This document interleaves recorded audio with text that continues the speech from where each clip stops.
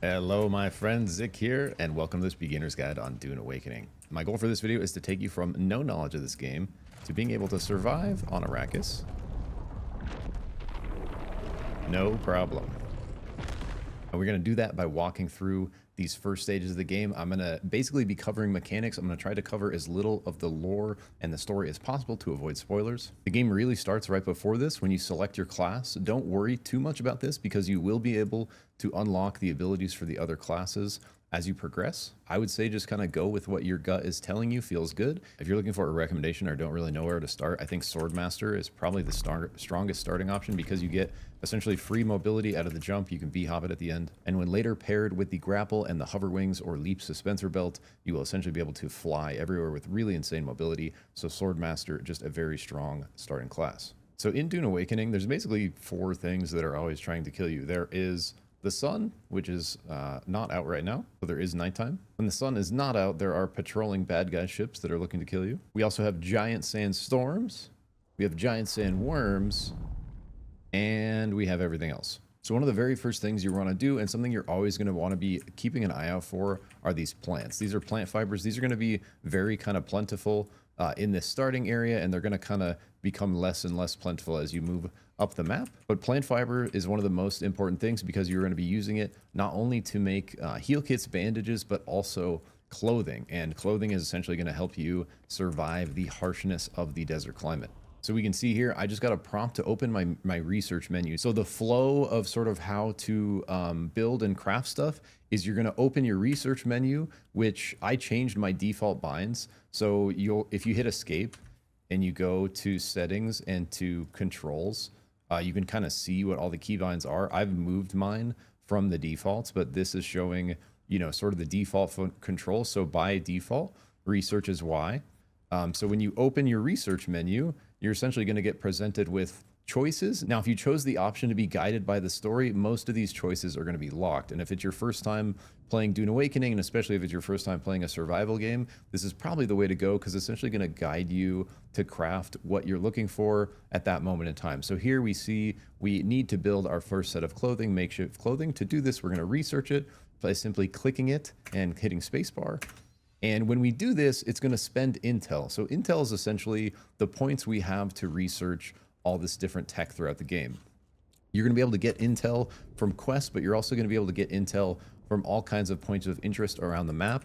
And so you're going to have, you know, really plenty of intel to kind of unlock what you need. But think of this sort of as your currency for unlocking different technology. And we can see here by default, this is bound to be.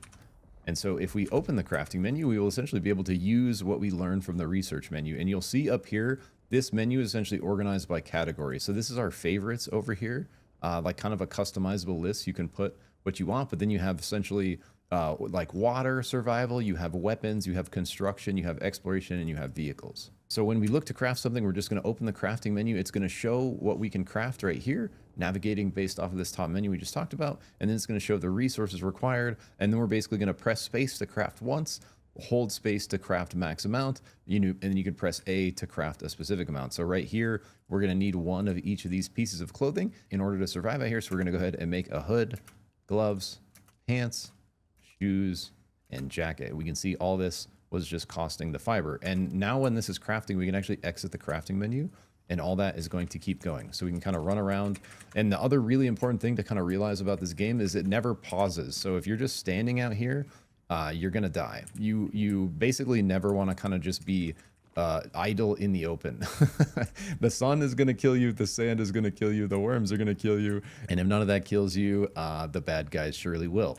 And so you really want to, you know, basically if you are going to go AFK, find a place with shade and shelter to kind of hunker down and hang out. But even when you're in this crafting menu, even when you're in this research menu, even when you hit escape, you're always slowly dying to the environment. So after we've crafted, we open up our inventory and everything we've crafted has essentially shown up in our bag. And our bag is essentially limited first by slots. We can see I have 35 slots available here, and then by volume. This is essentially weight. So we have 175 Vs that we can carry, and that is right here on the left. So we can essentially see our current weight, and we can see our current carry limit, and either of those are going to sort of limit the amount that we can run around with. So after crafting this makeshift stuff, we can see it in my gear because I didn't have a headpiece on. It just threw my headpiece on. So if I hit F, all this is going to get equipped. and I'm going to be starting out with my first set of makeshift clothing. We can see in the bottom right here, I have my action bar. So if I open my inventory again, my action bar is mirrored in the center right here. So this is essentially your current loadout. You can see the numbers of your action bar kind of reflected here. So this is 1, 2, 3, 4, 5,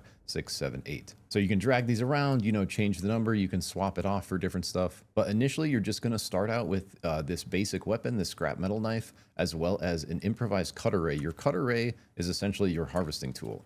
And so if you switch to your Cutteray, this is going to let you salvage, you can see this little icon above this. This is going to let you salvage mineral nodes as well as metal. So we talked about fiber. Kind of the second kind of core material you're going to need, especially at the beginning, is this salvaged metal. And you're going to continue to need this basically throughout the game. And you saw right there, basically when you come up to harvest something, all you're going to do is right click and it's going to give you this visual indicator. This is essentially your efficiency line. And so if you just start cutting and trace this line, it's going to harvest whatever that thing is much, much faster than if you just kind of hold it on it randomly. Okay, so we can see here, it is now daytime, the sun is out. You can see this sun meter in the middle of the screen. I am currently getting roasted.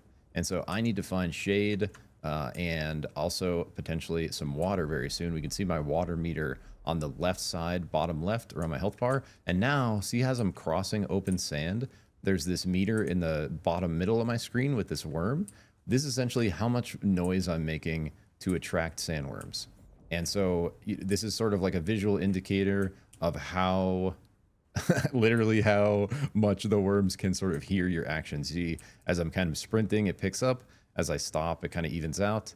But you will essentially be able to see and hear and feel sandworms if they are nearby. It is terrifying. But now that I've been standing in the sun for a while, see this sun meter is red. The sun is literally killing me right now.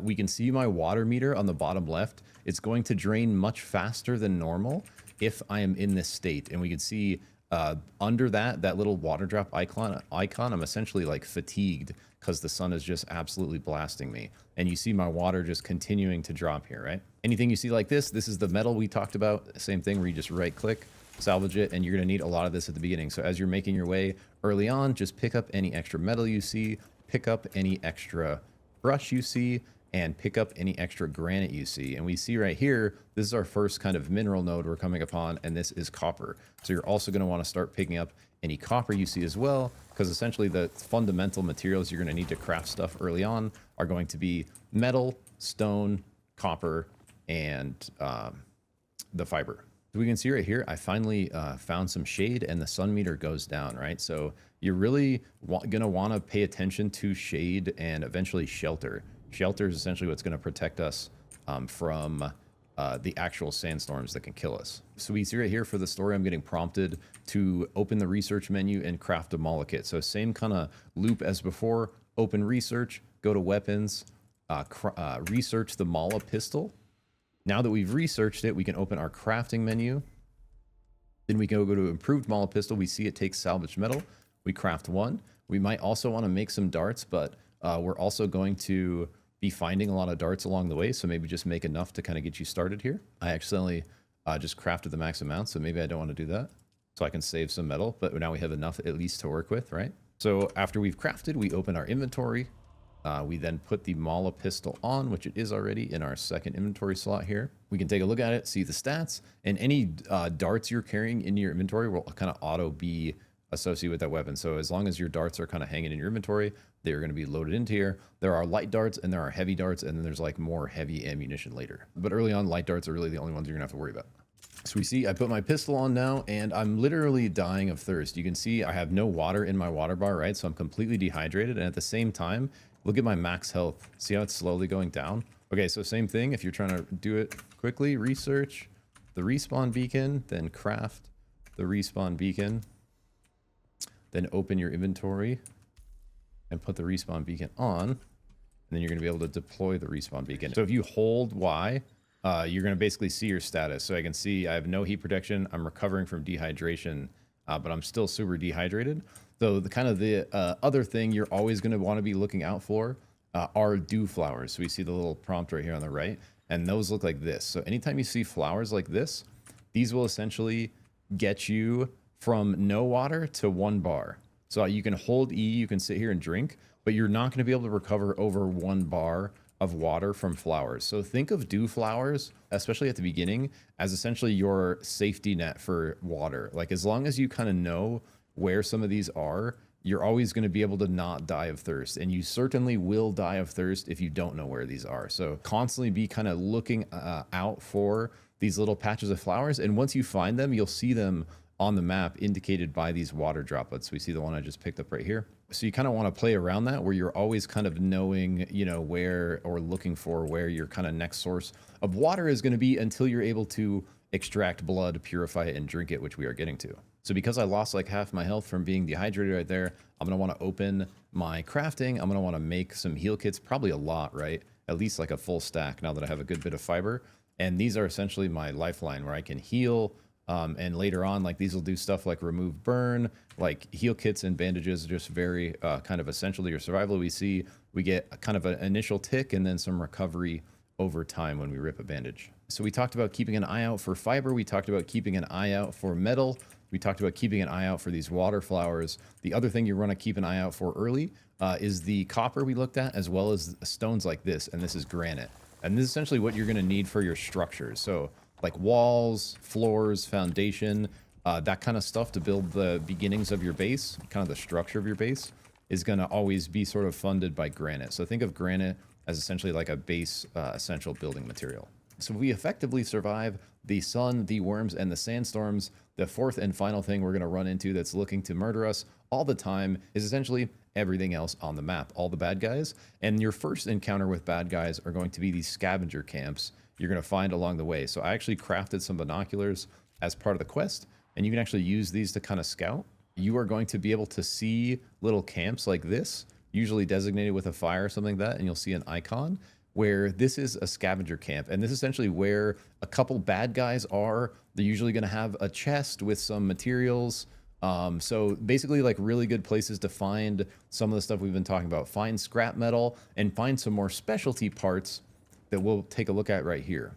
And so you're not only going to need some of these like base crafting resources, you're also going to need some specialty items like this film right here. So this is the entrance to a cave, making it water sealed, like a bad guy's cave, right? If I slice this, I'm going to get this microfiber. See, I get this micro sandwich fabric. This is a continually valuable resource. Like I still need this on my level 63 guy, like way up in the northern end of the map. So you always want to be keeping an eye out and collecting these microfiber sandwiches, and you're also going to find another orange crafting item as well. One of the reasons I do recommend swordsman early is how powerful this knee kick is. So you can literally just one tap most of the guys on the way here with this knee kick, especially in the starting zone. So we can see I just leveled up there. It's asking me to take a skill point. Remember, if you're in combat like this, you don't want to take a skill point because that guy's still going to be shooting at me when I do this, right? So there's really no true pause in this game. Something that you always want to consider for combat is finding cover. So there's going to be a lot of guys shooting at you all the time. You want to be constantly thinking about playing around cover. You have a sprint function, you also have a duck function, and you have a dodge function. And I think all the defaults, I think I still have that on default. I think sprint is shift, I think control is duck, and I think alt is dodge like that. And you see, they do quite a bit of damage if they're chipping you with the gun, right? And so you basically kind of, a lot of times there's multiple guys shooting at you, so you want to consider playing behind cover and shooting from behind cover and, you know, only kind of going out into the open and exposing yourself to fire, like when you're kind of ready for it or planning on just owning everyone. And there are going to be things like shields where you're going to be like more damage resistant to bullets and stuff like that. So here's the other thing. EMF generators and these microfiber sandwiches are what you're going to be finding from these scavenger camps. This is sort of what you want to kind of collect and look to take with you as you move into deeper into the game and cross the gap. So we can see I'm really chipped out here. I definitely want to bandage up. My water is also getting exceptionally low. So I want to grab this microfiber sandwich from this other kind of wall here. And then I want to find some flowers. And so kind of in this beginning part, you're always looking to kind of make your way between. Here we see someone else's base. Nice kind of platform style going. And I'm coming out here. I was going to go in this cave, but I see this copper node here. So I'm going to snag that real quick. Snag a little more granite as well. And as the Swordmaster, you can also use the knee for a jump. You kind of look up, you jump, and then you can actually bunny hop the end a couple more times, depending on how it went. So definitely a really strong class for mobility. something to keep in mind is there certainly is fall damage in this game. So if you rocket off something large, you certainly can kill yourself from the fall. So we see right here this sandstorm weather alert. This is number 2 or 3 on the list of things that are trying to kill you. And see how it gave us a 1-minute warning? If we open up the map, we're going to be able to see this thing rolling in fairly soon here. And it's going to look kind of terrifying. Yeah, it's coming from this direction. And when you see a sandstorm coming, you want to find shelter, essentially fully sheltered. You might be able to survive doing something like this if you have like no options, but your best case, you want to find like a cave or something. Because basically that big sandstorm is going to damage you. So if you get caught out in this thing, you have maybe, 20, 30 seconds to live before it just kills you. It's going to slow you, kind of like blind your vision, and it's really rough. So preemptively before the storm, when you see the warning, you're really going to want to find a cave. So let's use this to, while the sandstorm is going, to kind of look at combat here. So there's essentially like melee combat and rage combat, right?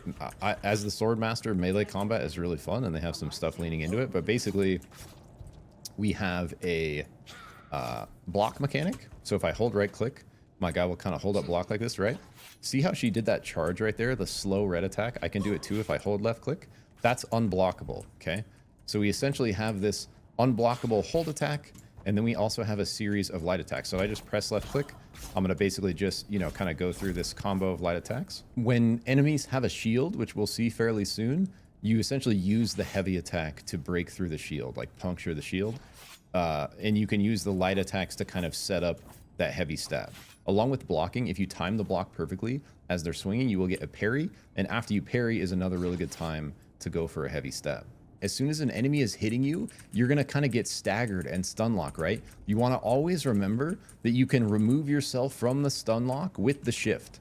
Or with the dash, and it's actually left alt, I think, by default. So if someone's attacking you and you're kind of feeling stun locked, all you have to do is left alt, and you can kind of dash your way out of that. So essentially your defensive maneuvers in melee are just holding block, going for a reaction parry to stagger them into a stab, or looking to, essentially dodge a heavy attack or dodge your way out of stagger. Dodge also works really good just in combat as you're kind of running around trying to find cover. If things are shooting at you, you can kind of shift around, get behind stuff, duck with control, really kind of trying to play around some kind of cover.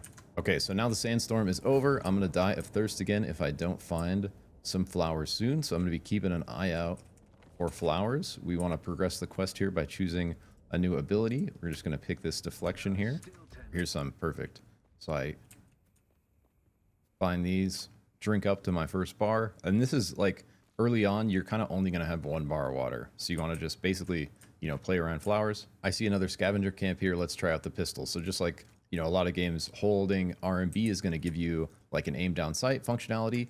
It is going to be more accurate when you crouch a bit, and it is going to lose accuracy when you're moving. So your most accurate is going to be crouched standing still, but especially early on, like a lot of the guns really aren't even that accurate anyways. It's going to become more important when you get like the Karpov. Headshots do also do more damage as well. So if you can get those head taps in, that's always good. So I roll up to the camp, I grab all her metal, because now we are trying to build a base. So in a survival game like this, like you have your class and kind of your class level, and you have like your research and your research level, but really your progression is in your like materials, your stash, and your base. So there's going to be this kind of constant want and desire to post up somewhere, gather all the kind of nearby materials and resources to beef yourself up, and then use that better gear to go kind of into the next zone, find a new place to kind of post up a base, and use the stuff you crafted at your last base to build like a new kind of expanded base that's nearer to the next type of resources you need. So you're going from copper to iron, you're going from iron to steel, you're going then to aluminum and stuff like that. So the progression, while it feels really good, it feels significantly different than RPGs. It's much more progression in terms of kind of your base, your stash, and your survival. And so the more resources you kind of acquire and hold and protect, the more equipped you are to survive on Arrakis, and the easier you are going to win. So our first step to building a base is gathering the required resources, and we've talked about pretty much all of them, at least the basics so far, which is the granite, the copper, and the metal. The other thing we're going to need are these fuel cells you just saw me grab, and they look like this, and you're going to start finding a lot of these, but you're going to mainly pick them up early on at the scavenger camps, and these essentially represent power cells. So when you do build a base, you're going to have to give it, you're going to have to build a generator and give it power. The power shield is going to protect it from the sandstorms. Without power, your base will, over time, basically get destroyed by the sandstorms. It will decay until it is eventually just completely gone. And the way you stop your base from decaying is keeping it supplied with these fuel cells. Again, you're going to find the fuel cells basically all over like human bad guys. That's not good. So at night, when the sun's not out, one of the other dangers looking to kill you are these enemy ships. If they spot you in that spotlight, they send down like a freeze cage, and they send down a bunch of bad guys to murder you. And so at night, you're not only going to want to avoid worms, you're also going to want to avoid these ships passing by. Some quick flower action to stay topped off here. And remember, anytime you cross open sand, that's a worm threat, right? So you're really going to want to limit the amount of time you spend kind of out here in the open. And if I, like, for instance, here's a good example. Let's say I want to go over here to this crash site, right? If I'm over here at this rock, that's maybe not the best angle, because look how much open sand there is here, right? So if I try to make this run, the odds that I get eaten by a sandworm are like fairly good. That's a big gap of sand. The way you cross gaps of sand like this is with your sand bike once you build it. So before you have your sand bike, be very sketched out by big gaps of sand like this, because worms will come. So really what you want to do is find the kind of closest gap between rocks of land. So for example, I was kind of out this, like the worms won't come here. They won't come here. They won't come here. They won't come here. They won't come here. They can't kind of come where the like rocks of ground are, right? So you almost want to think sand is lava and kind of rock hop. So maybe the safest path up to this crash is to first go here and then maybe here, here, here, here. And I probably could, you know, make this gap. But you are essentially just going to want to always keep in mind that open sand is terrifying. The other really cool thing about the gunplay is, I forget what the default bind is, but you can actually do sort of a shoulder toggle where if you are ADS'd, you can kind of, you know, jiggle your cover. And we can see this little red dot showing that I'm going to hit the wall right here. And so you can kind of like use this as you're playing behind cover.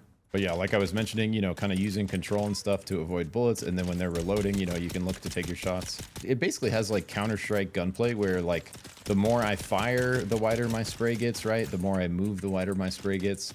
And if I stand up, the wider my spray gets. So like to kind of be the most accurate, it would be ducked, standing still, and like tapping, right? Also can use cover to like bandage up mid-combat like this. But yeah, basically you're going to just blast them. And now at this last camp, see, I find my last chunk of fuel cells here. There's a really weird thing with looting where like E is interact with everything except when you walk up to chests and bad guys. You press spacebar to quick loot. It's the most unintuitive. And there's no way to change it either. So I don't know what to tell you other than get used to pressing space to quick loot when you're mousing over chests and bad guys. Otherwise, E is always going to be the button to loot. It literally makes no sense. And the other reason it makes no sense is because if you're spamming quick loot, you're always going to jump at the end.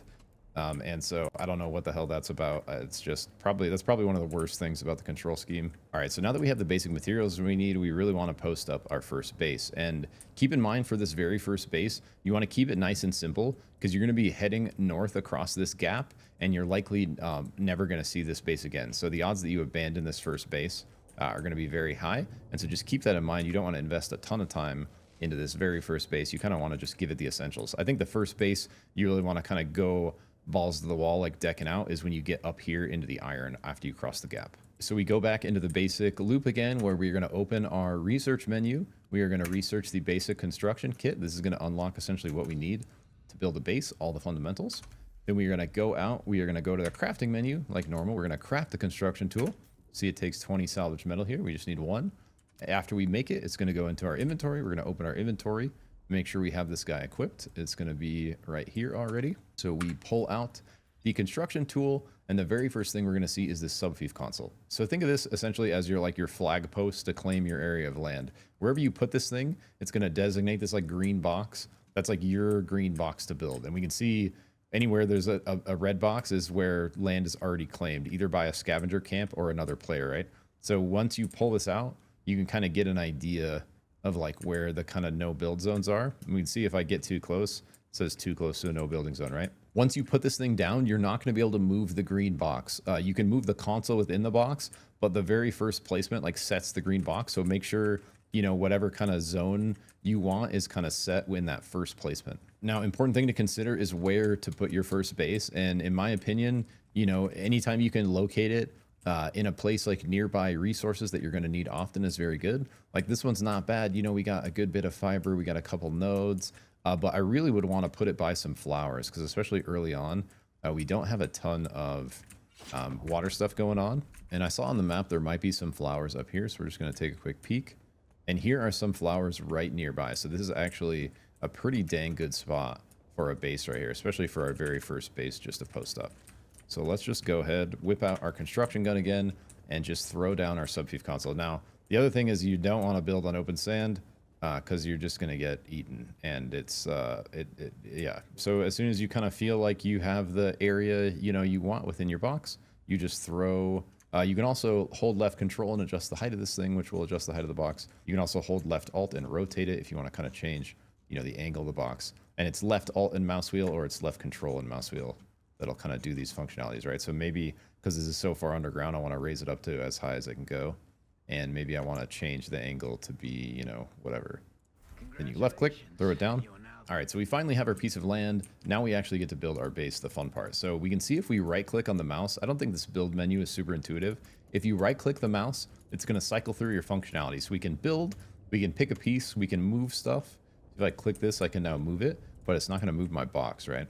And then I can repair stuff and I can demolish stuff. So I could, you know, essentially delete this if I wanted. If you delete your subfief, it essentially removes your zone of control and you no longer kind of have claim of that area. As of right now on my other guy, who's like mid-level 60s, he can have up to 3 different bases at once. And this is why you don't build an open sand, because a sandworm is literally right there.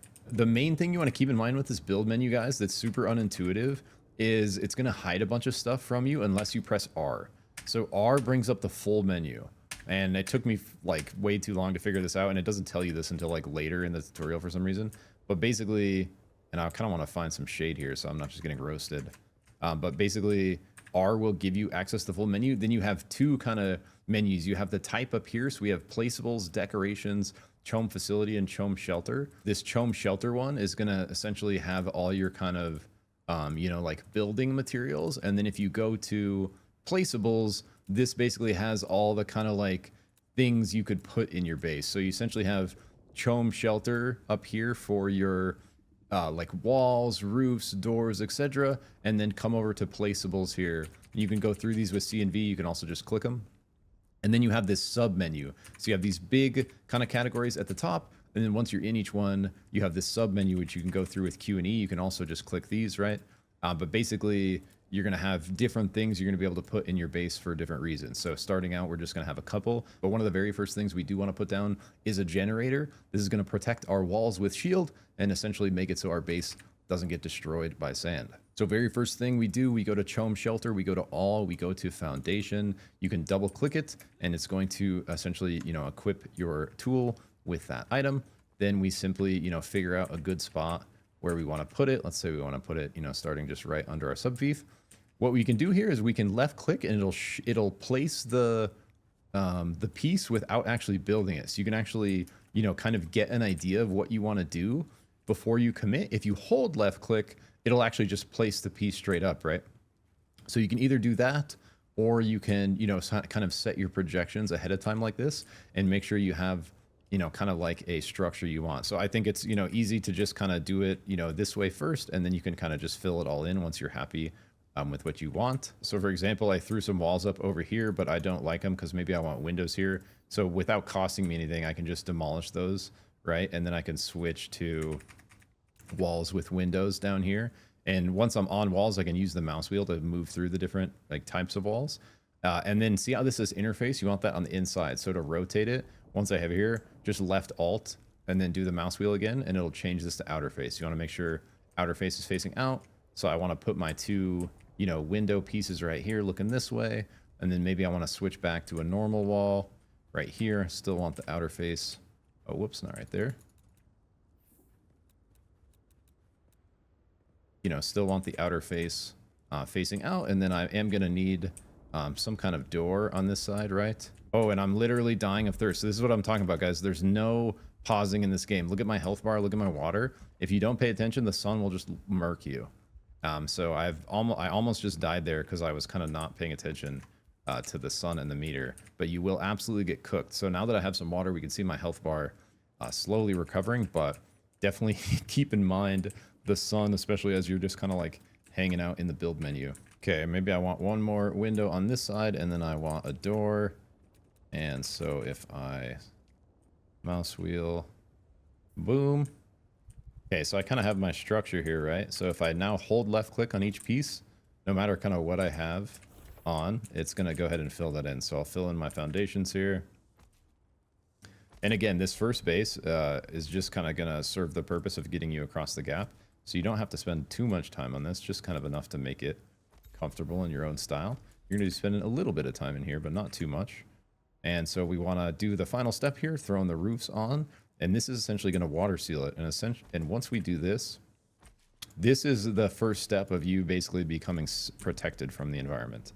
And so for the very first time, we have a little bit of cover here where we can actually exist without getting murdered by the sun, without getting eaten by sandworms, without dying to the sandstorm. If you build this next to bad guys, it's kind of lame. They still can like run in your base. So just keep that in mind. Like, don't build like super close to like a bad guy base camp, because if other people are fighting them, they can like train on you into your base. I think that's pretty poor design. I don't think bad guys should be able to get inside your base if it's locked doors. That's like the whole point of a base. But as of right now, like I've fought guys in my base up north, and they've actually killed my buddy who was in there just like AFK. So now that we have our little foundation and building set up with it water sealed, the first step is going to be giving it power. So same thing where we're going to be opening our construction tool. We're going to be hitting R to go to this goofy menu, then coming up here to placeables, and then going to utility. And this is going to give us access to the fuel powered generator. Double click it, you know, kind of find whatever space you want in your setup to throw it down. And like I was telling you, if you hold, it'll just build it right away without, you know, doing like the green shadow thing. So now that we have the generator up, this is what takes the fuel cells. So we open it up, we can see right here, it's just auto prompting me to deposit the fuel cells I have. So I currently have 36 fuel cells in my inventory. I want to just drop them all in here by holding space. Boom. All right, so our base now has power. If we click on this, we can essentially see how long our base is going to stay up based on the amount of fuel cells we have in there. So the main thing to pay attention here is this total uptime at the bottom. So right now with these 36 fuel cells in here, this base is going to stay shielded for 1 day, 12 hours. That's real life time. So essentially, if I log off right now and I log back in 2 days, my base will have been unprotected for like 12 hours, and it'll have started getting eroded by any sandstorms that have rolled in the last 12 hours. So this is essentially telling you real time, like real life, how long your base is going to be protected for. So you essentially want to make sure you are like loaded up on fuel cells. If you have a base you're looking to protect, it's really not that hard to do. Like fuel cells go a long way. You're going to find you have plenty of excess fuel cells. Okay, so now we're water sealed. We have power. We're probably going to want to throw down a storage container because we're not going to want to carry everything with us. So same thing where we go to the research menu, hit R, go to placeables, all the way over to storage, double click this. It's going to give us the small storage container. Once we have it where we like, we can build it. And then if we hit E on here, this is essentially going to give us the ability to stash stuff that's valuable that we don't want to lose, right? So coin, these kind of things that we're going to look to take north across the gap. Anything that you're, you know, maybe like old gear or whatever, like anything you're looking to kind of keep protected or hold on to, you want to store in your chest. When we get into deeper base building, like your chests are also going to be like linked to your crafting stations by these circuits. So like if all your chests are on circuit 1 here and like your fabricator is on circuit 1, your fabricator is going to be able to pull mats from your chests, right? So your chests in your base are essentially your, you know, long-term storage for all the stuff you're using to craft. We can see we also have this permissions thing where anyone that's like we're playing with, we can set essentially who we want to give permission to use this stuff, right? So if I go to my Subfief console, this lets me control who has access to my base. So I can make it so my guild members can access my base. I can make it so my base is completely open to the public, which would make it so anyone could just roll in the door. I can make it associate, which I can set in the permissions here. I can make it co-owner, which is another like a higher level you can set in the permissions, or I can make it so it's just me, the owner. So you can essentially set the access level of anything, not just your sub beef, but let's say this specific chest. Let's say I'm sharing this base and I want this chest for myself and I don't want anyone to be able to see what's in here or loot it. All I do is go to general settings, change it to owner for the access level, right? So it's very customizable with sort of who and what and how you give access, and it's modular too, where you can essentially protect the whole thing. You can protect certain things, or you can leave the whole thing open depending on what you're trying to do. Okay, so now that we have the base, we have it water sealed, we have power, so it is shielded, we have a place to put stuff. Our next huge concern is stacking water. Water, water, and more water. And so in Dune, the main way you're going to get water is from blood, human blood. You're going to kill people, extract their blood, put it into a blood purifier, and extract the water molecules out of it into purified H2O that you can then drink. If you're looking for non-violence type water, you will be able to harvest dew with a sickle off of water once you get there, north across the gap. But right now, especially starting off, your main source of water is going to be blood. So first we need to be able to get blood out of enemies, and we're going to go back to our loop here. We're going to research the basic exsanguination kit, and this is going to give us access to this gun that draws blood from dead enemies, as well as a blood bag to carry that blood. So we research it. Now we want to craft both of those things. So we craft a blood extractor and we craft a small blood sack. I personally recommend crafting multiple blood sacks because you're going to be able to fill one up fairly quickly. So I roll around with at least 3 blood sacks, sometimes like 4, 5, 6 if I'm really trying to collect a lot of water. But I think starting off 3 blood sacks is going to be just fine. And so you can see your blood sacks are going to be in your inventory right now, and you're now also going to have this gun that you can equip in one of your hotbar slots. Keep in mind when you're looking for bad guys, you're going to basically always find them at these scavenger camps. It's showing in this little tooltip here, where if I open my map, anywhere I kind of see like a cave or a fire, like that's a place bad guys are going to be, right? So now we are essentially blood hunting until we have some filled blood bags that we can put into a blood purifier to get our first bit of water here. So first on the agenda is finding some people to smoke here. We knew a camp was over here from before. Pick this guy. Here, I'll show you the parry here. So see, when you time it right, you get this nice... Can't parry that one, so that's when you want to shift. So that's the hold attack. You can parry the light ones. The big red one is the one you want to dodge. And here's the stun lock thing where, check this out. If she starts hitting me, I can't move, right? I'm kind of stuck in it. You can always move with the shift, with the left alt dodge, right? So she's kind of chopping me. As long as I have the stamina, I can get out of that chop by doing the left alt dodge mechanic, right? But if you get the parry, you can look for the big stab. And that same way you get staggered when you get hit, you also do that to enemies. So you can use, you know, kind of constant attacks to be keeping stuff kind of like stun locked a little bit. So we saw right there, I killed her and I took her blood. You see when you take someone down, you'll see this little icon on them. I think the best thing to do is just like whip your gun out, start drawing their blood, and then you can loot them with spacebar as you're pulling their blood, and that's going to stop you from jumping from the stupid spacebar looting thing. Okay, so I'll heal up a little bit, but now I have captured the blood of these enemies. We can see each one filled up a pouch of my blood sack. So if I put this blood sack on, I can actually drink it just as raw blood. We'll see my water does go up. However, my health goes down. So when we do that, we receive this debuff, Blood Drinker, that reduces max health. So drinking blood raw is sort of like a last resort, a thing you want to do if you're actually, you know, kind of completely out of water and you can't find flowers. Otherwise, you're really going to want to try to purify it. And early on, I think feel free to drink blood, right? Especially if you already have the debuff. Now we can just take another sip of blood without anything even happening, right? It does, you know, refresh the duration on this thing, but that's it. It's not going to like make us lose more max health. So at this phase in the game, I think feel free to just be kind of like chugging blood. And pretty soon here, we're going to get access to our purifier in our water bottle, where we can actually like turn it into real water. See, because I just drank that blood, I need a little more to do the quest and put it in my purifier. Cross this open sand real quick. And here's like, so kind of if I hit him, see how he's kind of stun locked if I keep him in the chain. Take the blood gun out. Take his blood.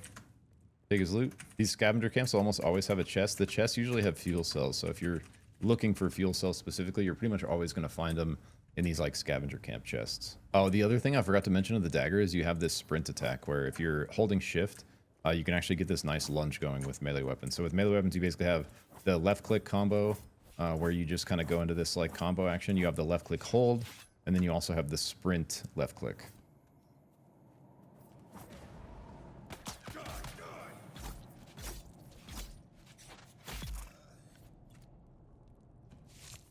All right, rolling back to our base, we now want to research the blood purifier. So this is the machine that we're going to be able to build in our base that can turn blood into water. So same thing, we research it in the research menu. We then go into our build menu with our construction tool here. And same thing where if you're on the wrong category, hit R and choose placeables up here. And then you're going to go over to refineries. And this is going to be your first refinery, the blood purifier. If we double click, it's going to pull it up here. Boom, and now we have the blood purifier. We can see we have 4 kind of like packets of blood as these little bars in our blood sack. So if we come up to our blood purifier, we can essentially drop each one of those in. So that put the first blood in. We see it's getting slowly converted to water here. Every time we hit deposit blood, it's going to drop one of these little banks in. It's going to fill up our blood capacity, and then this is over time going to be turned into water here. And we are going to be able to take a drink directly from the water purifier. If we hold E, we can just take a sip. But we are actually going to be able to build a water bottle and extract the water into the water bottle pretty soon here. So we also just got prompted to go on the first part of our story. Whenever you have like a story quest, you're often going to kind of see if you have the area discovered, a marker on your map like this. So I'm not going to spoil any of this, but you want to follow the storyline objectives to continue unlocking the crafting. We mentioned the fall damage, guys. It is pretty significant. So even like a ledge like this, if you hop off it, like we just destroyed ourselves, right? So definitely be aware of the fall damage. There is a mechanic where if you do go down, you can self-revive, but if you're under a lot of pressure, like people shooting at you and stuff, you can still just die right away after that. But if you fall down from like fall damage, a lot of time you can actually like pick yourself back up. And I'm just constantly churning through bandages out here, so you pretty much always want to make sure your bandage supply is good. If it's getting low, you know, just open your inventory, get another little stack rolling, and as soon as you hit craft member, you can just drop right out of this menu. And from now on, anytime you kill someone, you want to always be looking to take their blood.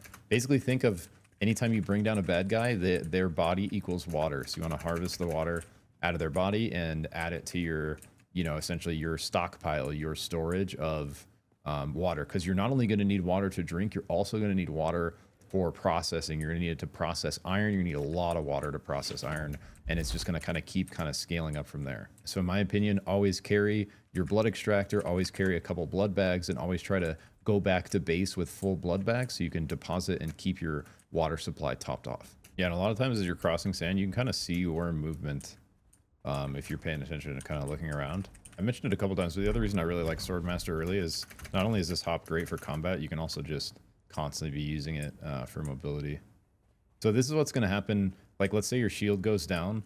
This is what's going to start happening to your base, where this was someone's square base before, but it ran out of, you know, they probably abandoned it as they went north. It ran out of fuel cells, and the sand and the storm has slowly eroded everything to where fairly soon all that's going to be gone as well. By the way, if you do see an abandoned base like this, you can actually switch to your gun, demolish it, and get some of the materials back from it if you're looking to just get some free shit. If you're looking for fuel cells as well, anytime you see one of these, this is just straight fuel cells. It's like a pack of fuel cells. So these are like a good thing to salvage if you're looking to stock up. So after we do that first part of the story, it's going to prompt us to find those caves I was talking about earlier, because we're going to need the fabric and the generators in there to build a Stillsuit. So we pop open the map here. The caves I have discovered are shown in orange here. So this is basically one I haven't been in, but these ones that are orange that you can see here are ones I have been in. There's probably caves over here. I just haven't found them yet. But because I got to make it in my base anyways, I'm going to make my way back over here, hit these 3 camps, and make my Stillsuit.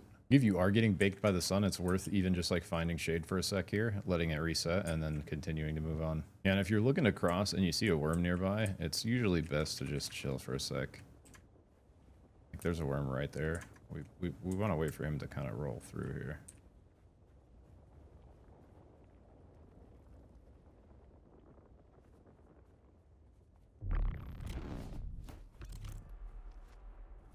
Yeah, and you can really see the sandstorm if you look from the direction it's coming from, but you can also see on the map. And I'll just show you guys like what kind of happens if you're caught out for a sec here. Not fun. Yeah, so it's gonna like chip away at your health pretty fast. You're gonna get slowed like this.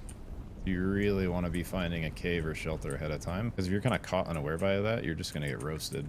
And like I was saying before, sometimes you can find a little nook, like if you actually don't have a cave, like sometimes you can do something like this where like, yeah, see, I'm still unsheltered. But anyways, sometimes you can find a spot where it can work. Okay, so we just got overburdened here because we have more slots, but our weight is full. So this is something that you're going to run across quite a bit, and you're basically just going to have to decide like what's kind of least valuable that you can afford to drop right now. And we can see the weight of everything if you mouse over it. So we can see this 303 copper ore is weighing 61 Vs. The granite stone is 16 Vs, etc. So you can kind of like take a peek around and see what's really weighing you down. So I'm going to just drop, if you right click on a stack, you can split it. So I'm going to just drop, you know, some amount. Let's just drop like 100 of our copper ore. So we have a free, and you press X to drop. Now we have a free 20 volumes we can continue to loot with, right? But here's one of the caves we're looking for with the entrance. So the entrance gives us the microfiber sandwich, and then a lot of times we'll find more of those, as well as the generators within the chests in here. So we see chest, there we go. We got 3 generators, 5 more fibers, and some scrap metal. All right, so now we're getting back to our base. We're just gonna run over to our generator, drop all our fuel cells in there. Now we have 6 days this base is gonna be protected, right?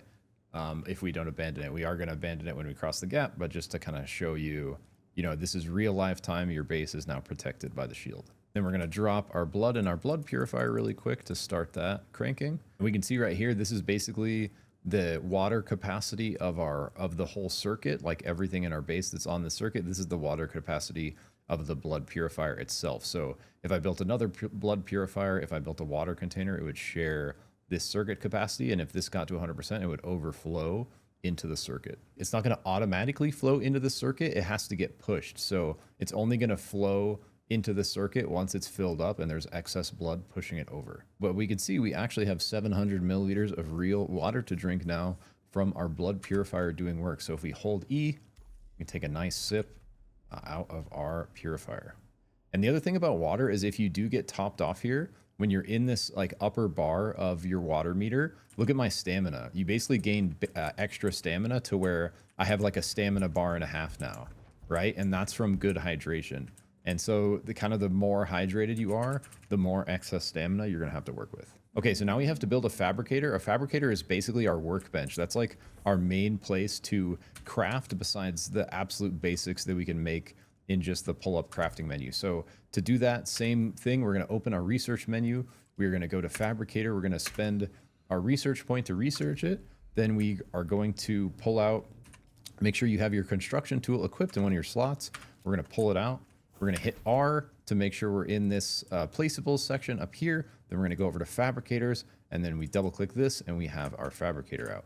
Boom, our fabricator is up. And like I was mentioning, this is basically used to craft everything beyond just what's in your basic menu here. So we can see we have water discipline stuff, we have combat stuff, we have construction stuff, we have exploration stuff, we have vehicle stuff, and we have special stuff. So the first thing we're going to want to make here is a stillsuit. So when you look at gear in this game, there's basically 2 kind of types of gear. There's stillsuits, which are made for exploration. They have a little bit of armor, but they're mainly focused on environmental protection. And one of the biggest things they can do is store water you sweat out as these catch pockets that you can kind of re-drink on the go as an emergency water supply. Literally, your poop, your pee, and your sweat is getting refiltered back into more water.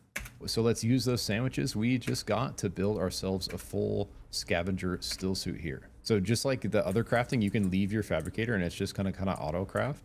When you click on it again, everything's going to be in the storage center here. But you can also tab up here and kind of see what's in this little storage bank of whatever's getting crafted, right? So I wait for my boots to finish.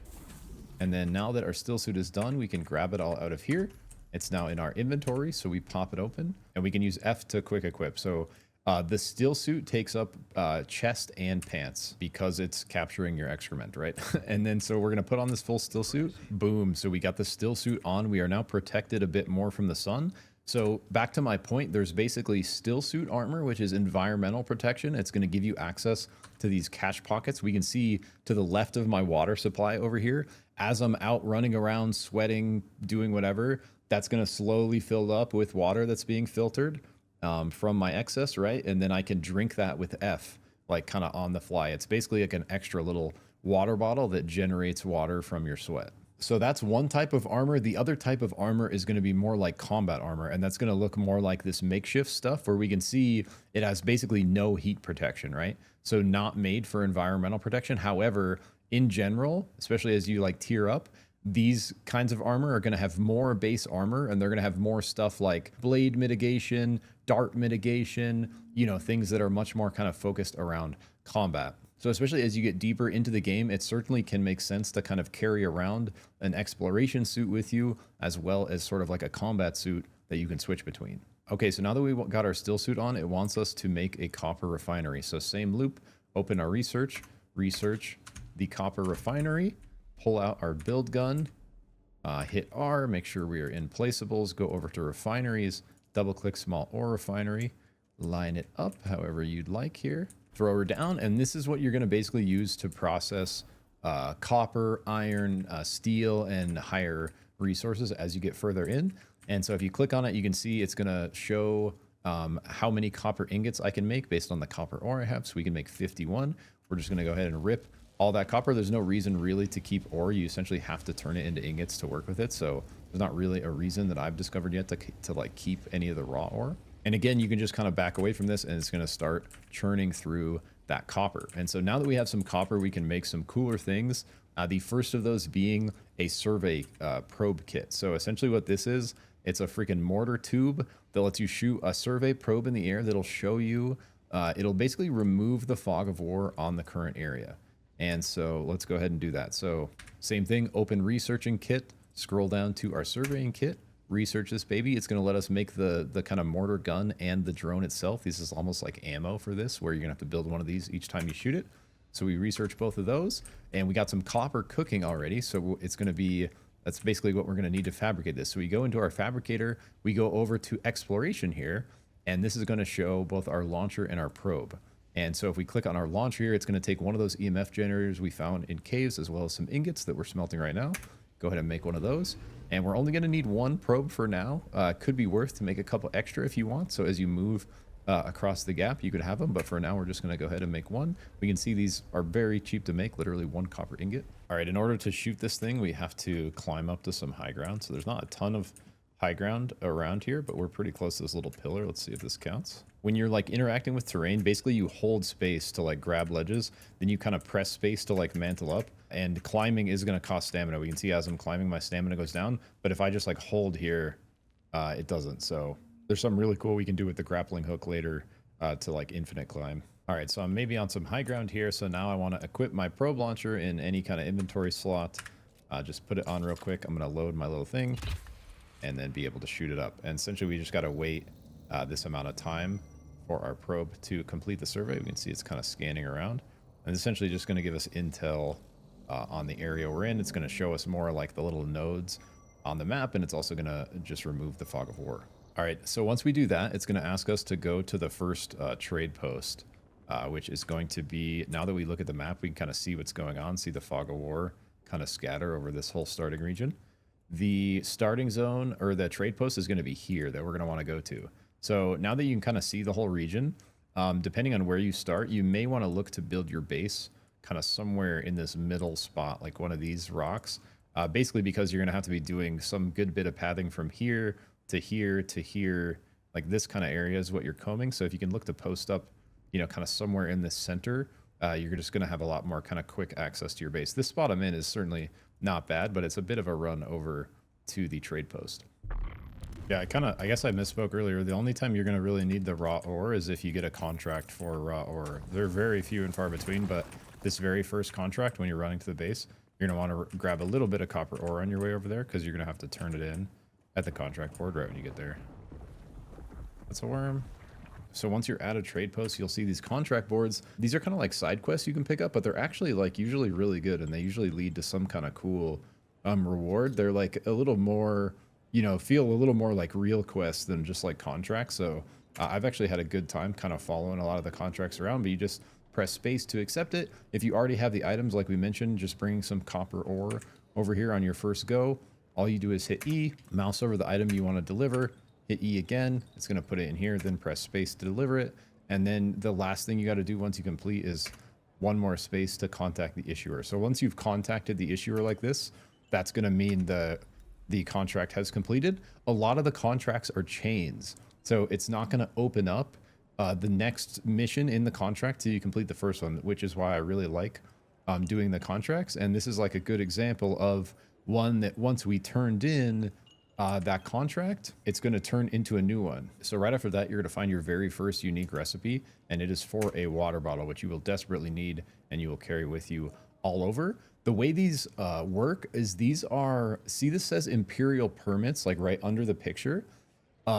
And see how it says owned one? When you learn these unique ones, it doesn't like let you craft them forever. It's, you can only craft the amount of permits you have. So if I wanted to craft a second, a Mark 1 Hajra leader, John, which I might want to do, I would actually have to buy a second one of these recipes. Like this first recipe is only going to, it's only a permit for crafting a single one of these. And so if you're wanting to roll with a couple water bottles early on, and you have the fund, it certainly could be worth picking up, you know, one, maybe even two more of these recipes. And as you get the kind of copper dust along the way, you can turn this into 3 giant water bottles that are going to last you very, very, you know, deep into the game. Like these are still the best water bottles I have on my level 63 guy, right? And the main unique thing it's going to require to craft is this spice-infused copper dust. So anytime there's a big point of interest, so for example, if I open my map, this crash site by our base, or there is a testing facility here, any like Imperial testing station or any big crash site, they will almost always have at the very end, like if you go all the way through the kind of little zone here and the little zone here, somewhere at the very end, there's going to be a room with a big chest. It looks bigger and more glowy than normal chests. That chest will pretty much always have spice-infused metal in it. So in this starting spot, it's going to be this spice-infused copper dust. Those chests are also usually going to have some kind of unique permit you can get to craft something cool. And so you'll find a couple more cool unique permits as you make your way through the wreck of Alcyon, as well as the Imperial Testing Station number 2 here. But if you're looking to basically, you know, kind of target farm this spice-infused metal, that's where you're going to find it, is in those big chests. And I don't know exactly what the respawn time is, but it seems like if you go clear it out, if you come back in like an hour or so, usually those chests are reset, but it's not like a fast respawn time. You basically want to go do something else if you're looking to like farm it and then come back, you know, after an hour or a couple hours and clear it out again. And so now that we completed that part of the contract, if we open up the contract board, see, this is like a chain contract. We turned in the copper, we contacted him, and now we have this new part basically to do this wreck and crew quest. And so the next part of the contract sends us to this exact shipwreck. And so in general, shipwrecks are going to contain certain types of materials. We can see if we mouse over it, plasteel, microflora fiber, and mechanical parts. Those are usually going to be unique to like wrecks, right? So in this southern region, there's basically this one wrecked ship here. This is going to be the main spot. You're going to find this plasteel microflora fiber, as well as these mechanical parts. You're going to need that stuff to craft, especially like weapons and armor are going to require basically these components. And similar thing with testing stations, they're just different types of components. So testing stations are going to have these advanced servox and particle capacitors. You're going to need these for more things like vehicles, like power packs, so things like this. So along with these points of interest, having the copper infused dust, as well as potential unique schematics in the final chest, they're also going to have specific materials that you can kind of only find in or around that kind of area. And same thing with the caves, where the caves have like the micro sandwich fabric and the EMF generators, right? Like as you continue to go north on the map, certain points of interest are going to sort of have certain materials available for crafting that you can kind of like target farm if you're looking for those specific things. Okay, so that's pretty much the basics. From there, that loop kind of like continues, and you just continue progressing your materials, your base, your armor, your weapons, and kind of continually scale up in the amount and quantity of materials you can find, what you have stored, what you can build, and all that progression is going to lead you north into much deeper, crazier. It's like actually wild terrain up here. It's really so cool. So once you kind of finish the quest in this starting zone, you're going to end up building a bike, and that's what you're going to need to cross this huge gap of sand. And this is called the gap. And essentially, once you cross the gap, sort of out of this starting area, the odds are you're probably never going to really need to come back. And so that's why I was mentioning you're probably going to end up kind of abandoning your base down here, right? And there's also just a crazy amount of sandworms in this gap. So once you do cross, you don't really want to cross again. However, there's a base over there where you will be able to fly your way back here for 700 credits and back over. So once you've accessed that side, you will be able to kind of quick travel back and forth from the town up there at the anvil. And this is showing us the ability to drink sweat out of our Stillsuit. So we can see I'm fully dehydrated. If I hit F, it's going to just drink one of these little Catchpockets. We can see it's not much water, but it's enough to maybe save you, you know, from dying of dehydration. Couple final things I want to mention. If you didn't pick the Trooper class, you can basically find this guy named Gavuri in this outpost you're going to have to come to for the quest. And this is the Trooper trainer. So if you're any other class besides Trooper, you can talk to this guy. If you follow the dialogue, he's going to give you a quest where you can essentially assassinate people on the way of the quest you're already doing. And if you complete this contract for him, it'll unlock the level 1 part of the Trooper skill tree for you. And so, you know, no matter what class you started, you'll be able to access, you know, the Trooper skill tree, this first part, the level 1 part, fairly quickly. And my favorite ability combo in the game, the one I'm still running on my main guy, is the Swordmaster knee charge combined with the Trooper Shigawara Claw. And so if you complete this quest, you'll unlock the Shigawara Claw. You're also going to find very powerful hover wings as part of these quests, I believe, in that final chest we were talking about in the wreck. And those 3 things together will set you up with essentially infinite mobility that is very, very addicting to kind of use and just like move around the map and have a really good time with. And so that's just another good reason to kind of start Swordmaster, then train Trooper. That'll let you have the jump and the grapple hook simultaneously. You can use that with the wings to literally fly your way around Arrakis. I did make a full guide on exactly how to set that up and unlock that I will link in the description if you're interested. All right, so very last thing I want to mention here, guys, is if we pull up the map, we can see these little spots that we mouse over that give intel. And so basically these are like enemy bases. Somewhere in these bases, you'll find a little, it looks like a little like hologram of like a compass. And if you pick that up, you're going to gain intel. And we see each of these bases have like one unique intel you can grab. So I would recommend after you do these kind of first quests, get your speeder bike. Before you cross the gap, I would swing by these different intel spots and just grab all these intels. And that every intel is going to give you research points, and you're going to need those to basically continue unlocking stuff as you move north across the gap. So that's kind of my final recommendation for this starting zone, is just consider, you know, kind of using your speed bike to speed around to these zones before you head north across the gap, scoop that last bit of intel, and make sure you are ready with excess research points to get what you need up here. Boom. So that's basically all I got for this one for you guys. We see a worm putting on a show for us here. Let's go. But yeah, good luck crossing the gap. Good luck out here on Arrakis. Even though it is a challenge to survive, it is a damn good time. So I wish you the very best. Hope you enjoy your adventures. With that, I just want to thank you so much for watching. Remind you to take care of yourself and keep blasting. Catch you in the next one. Peace.